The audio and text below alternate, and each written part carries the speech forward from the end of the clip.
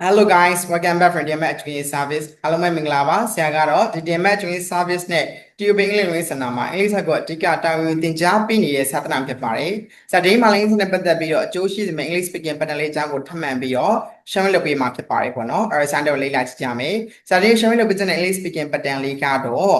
တရားကိုဖြစ်စေခြင်းနဲ့ဆန္ဒရှိတယ်ပေါ့နော်။တရားကိုဖြစ်စေခြင်းနဲ့ဘာဖြစ်စေခြင်းမားရဲ့အဲ့လိုကြတဲ့အခါဘယ်လိုပြောလို့ရလဲဆိုရင်တော့တဲ့ subject plus one plus YouTube plus ပဲ0ဖြစ်ပါတယ်နော် subject plus one YouTube plus ဖြစ်ပါတယ် subject plus one YouTube plus ဖြစ်ပါတယ်ပဲ0ပေါ့နော်နာမ3ရဖြစ်ပါတယ်သူရဲ့အဓိပ္ပာယ်လေးကတော့ဖြစ်စေခြင်းတယ်လို့ပြောလို့ရဖြစ်ပါတယ်အဲဒီမှာတစ်ခုကြည့်မယ်ဆိုရင်တော့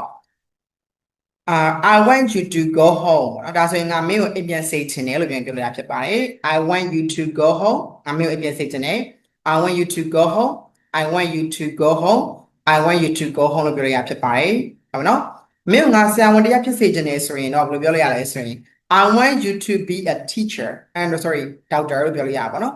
I want you to be a doctor I want you to be a doctor I want you to be a doctor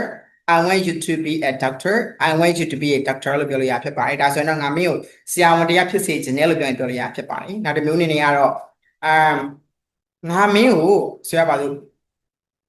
okay မင်းငါမင်းကိုဆရာတရားဖြစ်စေချင်တယ်ဆိုပြောလို့ရလဲဆိုတော့I want you to be a teacher.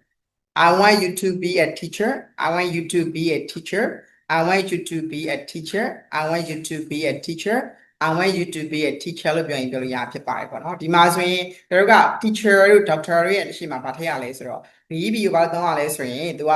noun တွေရဲ့အရှိမဆရာတို့က base 0ထည့်မယ်ဆိုတော့နောက်တူရဲ့နောက်မှာ base 0ထည့်မှာပေါ့နော်အဲ့ဒီမှာ noun တွေရဲ့အရှိမ base 0သုံးမယ်ဆိုရင်တော့ B ကိုသုံးရဖြစ်ပါတယ်ပေါ့နော်ဆရာတို့က MSR ကို base 0ပြောင်းတာပေါ့နော်အဲ့ B ကိုသုံးရဖြစ်ပါတယ်ဒါလေးမှတ်ထားမယ်နော်အဲ့တော့ကျွန်တော်တို့ကဒီလို English speaking pattern လေးတွေကို English ကပြောတဲ့အခါမှာထည့်သုံးခြင်းအပြင်ကိုယ့်ရဲ့ English speaking skill ကပိုပြီးကောင်းလာစေမှာဖြစ်ပါတယ်ပေါ့နော်ဒီလိုအကျိုးရှိမဲ့ဗီဒီယိုနောက်ထပ်ဗီဒီယိုမှာဆရာကထပ်မံပြီးတော့ share လုပ်တာဖြစ်တဲ့အကြောင်းမလို့ဆရာရဲ့ page လေးကိုလည်း like and share လုပ်ပြီးထားဖို့ပါနေနော်နောက်ထပ်ဗီဒီယိုဆရာတို့ထပ်မံတွေ့ကြမယ် see you next video guys